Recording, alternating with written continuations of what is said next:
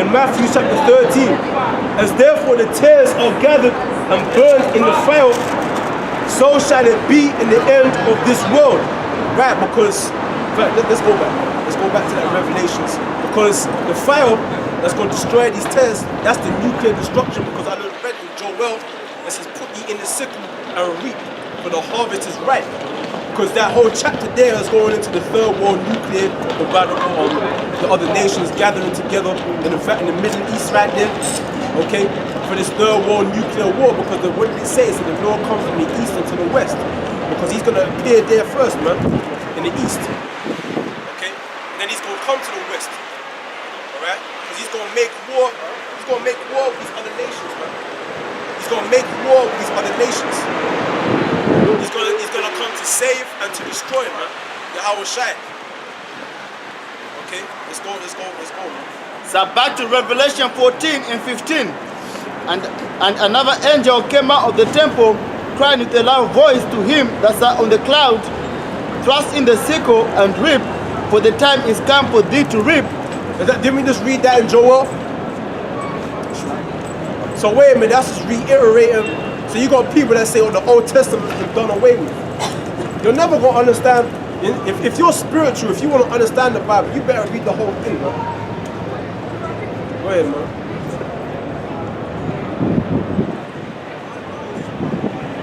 Crying with a loud voice to him that sat on the cloud, thrust in the sickle and reap. So with a loud voice. So this angel saying, thrust in your sickle and reap. It's time. Man. And reap, for the time is come for thee to reap. And now the time is come for ye to reap. We mean and reap, mean what? Cut down the wheat. It's time for you to put your murder game down. So Yahweh Shai is that. It's been a long time. Go ahead now. For the harvest of the earth is ripe. Right. This is ripe, meaning the measure of Esau's rulership has been fulfilled, man. It tells you on let me get it in Maccabees. This is 2 Maccabees chapter 6 verse 12. Now I beseech those that read this book that they be not discouraged for these calamities, but that they judge those punishments not to be for destruction. Alright, because our people are thinking that the punishments that they receive is for their destruction, but for a chastening of our nation, as he deals with his son. So the Lord brought these things upon us for a chastening. Okay, to chastise us, to bring us low, to take the black woman's hair from the top of her head, to put on the East Indian woman's hair on top of her head. The black man to become weakened, and let weaker nations rule over him. That was but for a chastening. And that we should not be discouraged, okay, by all these calamities, but see it as more of a chastening of our nation. So it said, for it is a token of his great goodness, when wicked doers are not suffered any longer time, but forthwith punished. Okay? That's what the scripture says, better is the patient in spirit than the proud in spirit, roughly paraphrasing, I believe it's Ecclesiastes, I believe. The patient, the word patient is, it said this now, it says, for it is a token of his great goodness when wicked doers are not suffered. Okay, not suffered meaning it's not being patient on them any long time, but forthwith punished. For not as with other nations, whom the Lord patiently forbeareth to punish. So the Lord patiently forbear to punish Esau. Waited patiently and forbear Elam, Moab, and these other heathen nations that are outside the nation of Israel. When it said the Lord patiently forbears to punish them, meaning he hold back his punishment and he let them rule. Let them rule to your own destruction, so you may see what a world is like without laws and commandment. What a world is without order, where there is no holiness or righteousness. Most I let them rule over you. Man, you know what I'm saying? So Romans 9 and 22. What if the Most High, willing to show his wrath and to make his power known, endured with much long suffering the vessels of wrath fit for destruction? For them, it's a much long suffering. But when they say it's 1,000 years, to us is one day to him. Alright? He forbade to punish them. So that's why the scripture say, everybody hold on. Say this. Excuse me. No? This one. It says, Jeremiah 8 verse 20, the harvest is past, the summer is ended, and we are not saved. Yes, because it's taken a long time for our salvation to be brought forth. Why? Because the Lord is forbearing to punish the wicked and the evildoers. Why? Because the Most High, his intent is to chastise us for our sins. The reason why you so-called blacks, you so-called Negroes and Hispanics and Latinos are so low in the earth, because the Most High chastise you, because you are his sons, okay?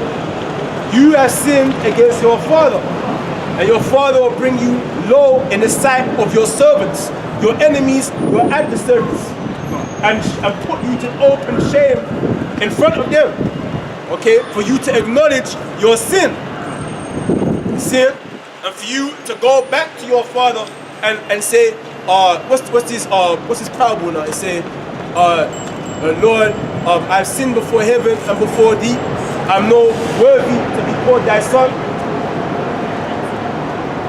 Go ahead, man. You have more? You finish with that? Romans 9 and all.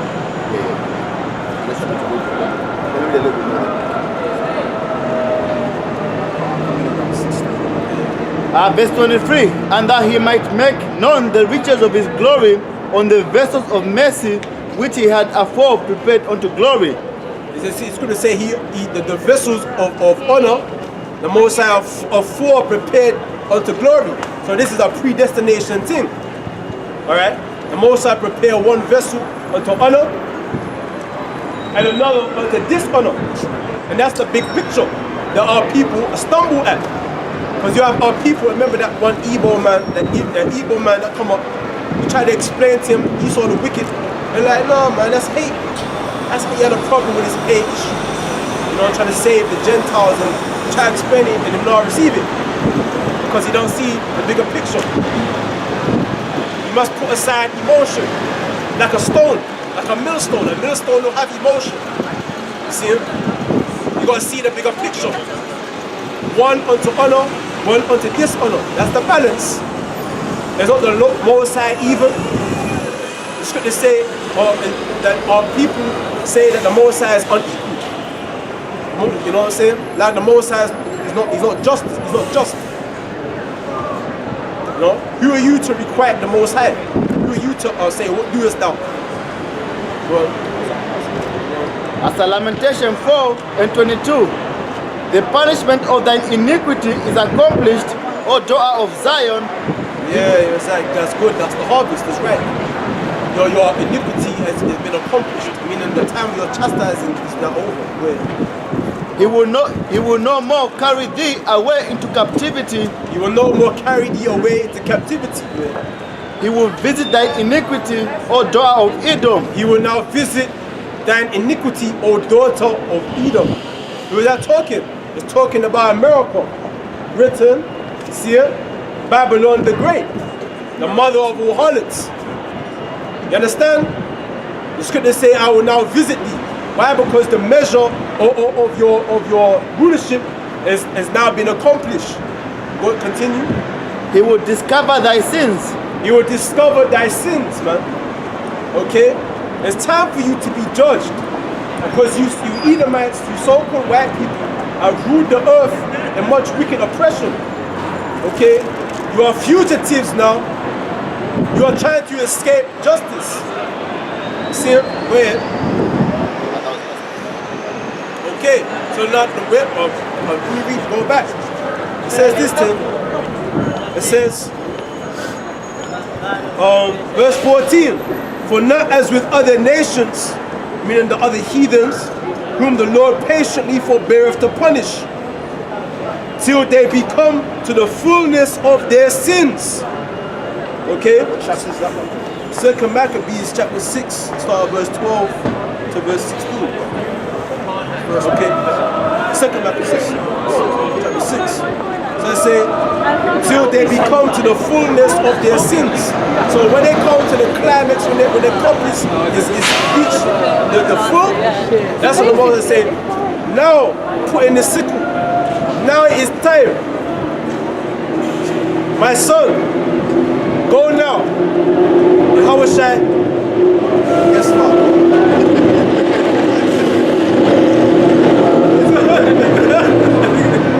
no, Yahweh Shai bowed and he kneeled to the Father on the right hand side. And he bring out his sword. And the angels are like, I'm ready to. they just hold up their swords. That's time. You know what I'm saying? They're in the chariots. They're in the chariots. It's time. You know, it's time. And the boys come out.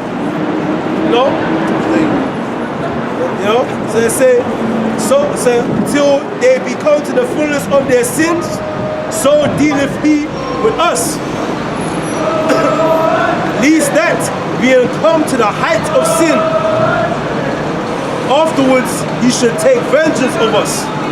So we have come to the height of sin. Afterwards, he should take vengeance of us. And therefore, he never withdraweth his mercy from us. So I'm showing the Most High never withdraw his mercy.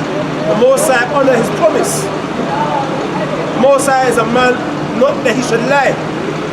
Whatever that proceed from his mouth, that shall he accomplish. You see it? It says, and therefore, he never withdraw his mercy from us. And though he punished us with adversity, yet doth he never forsake his people. Okay? So that's something to hope in. That's something to fight for. That the Most High will never forsake us. That the other nations, they're basically, through their actions, they're telling us, oh, the Most High forsaken you. Never mind these niggas. They ain't shit. They're nothing. A nigga ain't shit. But then when we look into the scripture say the Most High never forsaken his people. So that gives us great courage to stand boldly to our enemies and in the face of such that has afflicted us and have hope. And say, but my Savior coming. You might say all this stink to me, but I know that according to the word of my Father, my Savior live. My Savior liveth. See? So let's go back. Let's go back. Matthew 13.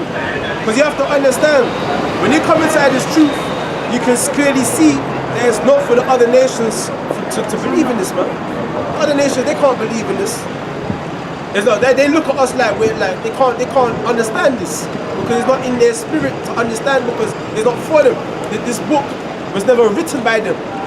This book was written by us. The authors of the Bible or the different books in the Bible is us. Written by us and for us. That's why it tells you in Psalms, what is it, 147 and 19, it says the Lord showed his word only unto Israel. To Israel. And the other nations have he not known them. Yeah. The statutes and judgment, they don't know them. They don't know, they're bastard. For a man to say I don't know my father, I don't know the name of my father, that means you're a bastard, man. You don't know your own father. The other nations, they don't have a father. It's Romans 11 and 1. I say then, after the Most High cast away his people, God forbid, for I also am an Israelite of the seed of Abraham, of the tribe of Benjamin. The Most High have not cast away his people, which he foreknew. See, these are the scriptures you're meant to read to yourself, you understand? And then you're meant to understand, man, and even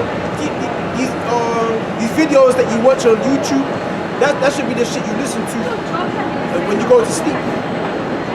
because that's what comfort you, man.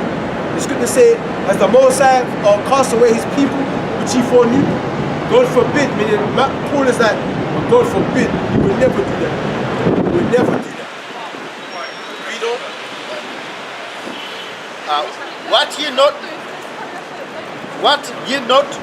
What the scriptures say of Elias, how he maketh intercessions to the Most High against Israel, saying, Lord, they have killed thy prophets and dig down thine altars, and I am left alone, and they seek my life. Alright, so now this is going into, now you have an elect, the Most High has an elect people, but then even that elect people are wicked. And they've been killing their own prophets and them that was sent unto them. Elijah, like, Yahweh, they've killed your servants. They've been killing us. Your own people have been murdering and slaughtering your servants. But then, we don't. And I am only left alive. But what saith the answer of the Most High unto him? So what saith Yahweh unto him? Well, I have reserved to myself 7,000 men who have not bowed down the knee to the image of Baal. So there is hope. Yahweh say, don't despair. For there is men out there that you don't even know of that are subservient to me. And no matter what will happen, they will never bow their knee. They will never lose hope. And that's why the scriptures also saying, what is it? In the Apocrypha, it says that, shall the Lord find faith on earth. See, they're going to be the only ones to be stable in that time because we got the scriptures and we believe on it. So that's what reinforced Elijah. Elijah probably felt very small and insignificant at that time when he called upon Yahweh. Because when a man called upon Yahweh, he feel weak. That's why he called upon the name of Yahweh for hope and guidance and help. Because his life is in danger. They've killed other prophets and I only am alive. What should I do? And then the Most High answered him and said, look, listen, there's other men that are like you out there. That are firm and they will not bow. They are confirmed that they will die. That they would rather die than bow their knee to Satan. They will not bow their knee to the world of the so-called white man. The corrupt world of wickedness and complete corruption, man, and immorality. This devil, this filth, man, that votes for pedophilia. We're not curse them up.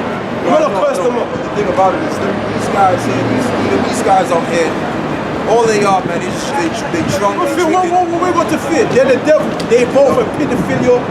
Their own sins bear witness to their face that they're the devil. That's you know, right, when they stand there, we tell them you're a race of pedophile voters, that's right. a race of faggot LGBT parades. We don't fear you, man. That's right. You're all gonna be slaves, man. That's what we got to tell them. That's right. No? All I'm saying is that, you know, like a lot, like the thing about it is these guys over there, they're drunk. I ain't talking to nobody that's drunk.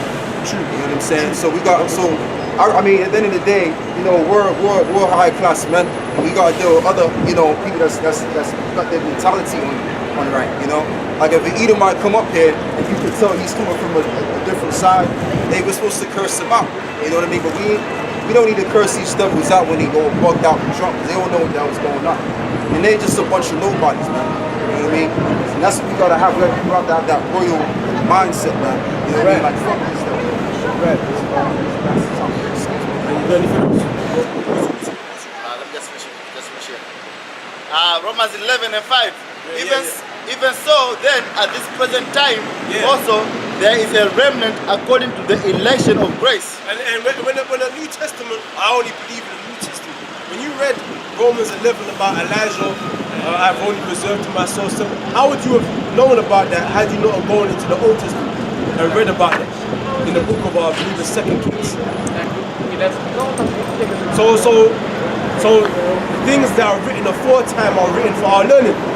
That through patience and comfort of the scriptures, we might have hope. Okay? Patience and hope. That is faith. Substance of things hoped for. And evidence of things. Okay?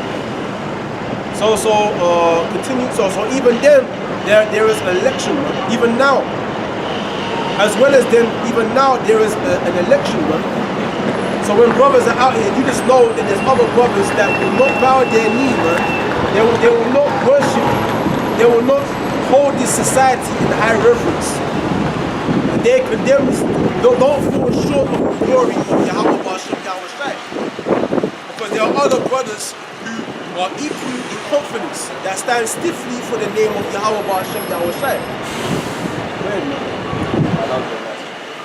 Okay, so now let's go back to Matthew's. Hold that, we get back to Revelations. Finish that one. Let me finish this whole harvest thing. Matthew 13. Let's say, and verse 41. The Son of Man shall send forth his angels, and they shall gather out of his kingdom all things that are fed, and them which do iniquity, and shall cast them into a furnace of fire. There shall be wailing and gnashing of teeth. Yeah, because that's the 2/3. Okay, Esau and the other nations there. Then shall the righteous shine forth as the sun in the kingdom of their Father. You have ears to hear, let him hear. Because we're going to be given spiritual power to take over the left of the inhabitants of this earth, man.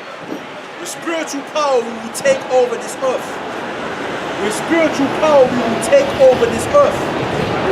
Are you understanding what I'm saying?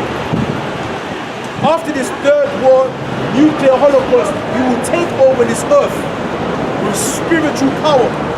We will be like a hurricane and sweep forth and take over all countries. And all you heathens will bow down to us. Oh, let's go back to Revelation. Back to Revelation 14 and 16.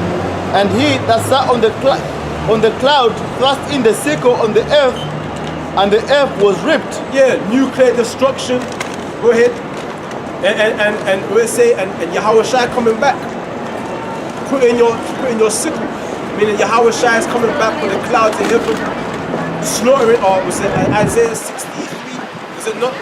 Where you say, who is him that come with dyed garments from Bosnia? Who is that glorious in thine apparel? You know what I'm saying? When And another angel came out of the temple which is in heaven, he also having a sharp sickle.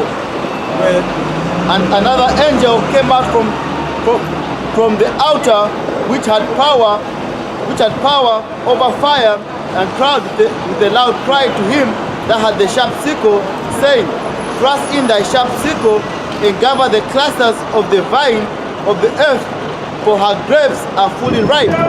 Right, go ahead. And the angel thrust in the sickle into the earth and gathered the vine of the earth and cast it into the great winepress of the wrath of the Most High. And that's the furnace of fire, man. So all the multitude of the people, they just got thrown into the lasers, the nuclear fire. But who got delivered from that winepress? The elect, because he said Yahweh Shai stood on Mount Zion, and with him 104,000. So when Yahweh Shai is slaughtering all the people, who's going to be with him? The 104, because he done delivered the elect, and now the rest of the people, they've been thrown into that nuclear destruction.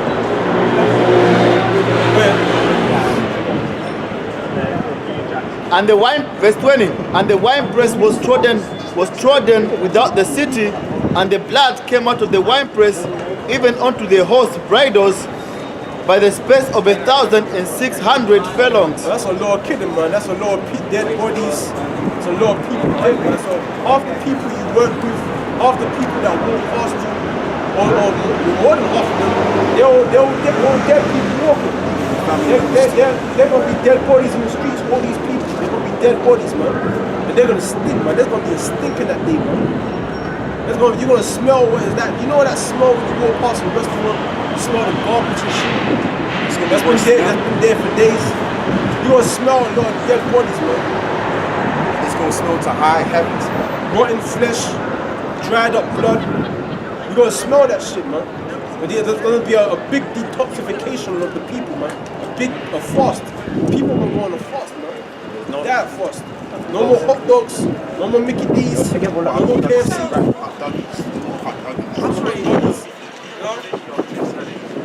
No more candy and Kit Kats. So there's going to be a detoxification in the time to come, man. Go ahead, man. Go, bro. That was your lowest. Give it to me. See the lowest. Yeah, man. So that's just what it is. I mean, on that regard, what more can I say? That's just what it is, man. But basically, the Lord has to set the record straight because it's gotten too far out of hand. Everything's gotten too far out of hand out here, man. You know what I mean? And the thing about it is that, like the brother was saying earlier before, by us being out here wearing these robes, which people automatically assume out of their unthoughtful minds, is that we're Muslims.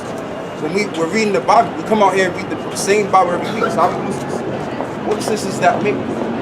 But I understand one thing because I looked at some statistics, and the statistics say that and it's unbelievable, but hey, it speaks for itself when you get around the people. 90+% of people don't think. So you have a group of people that just walk around and they don't think at all.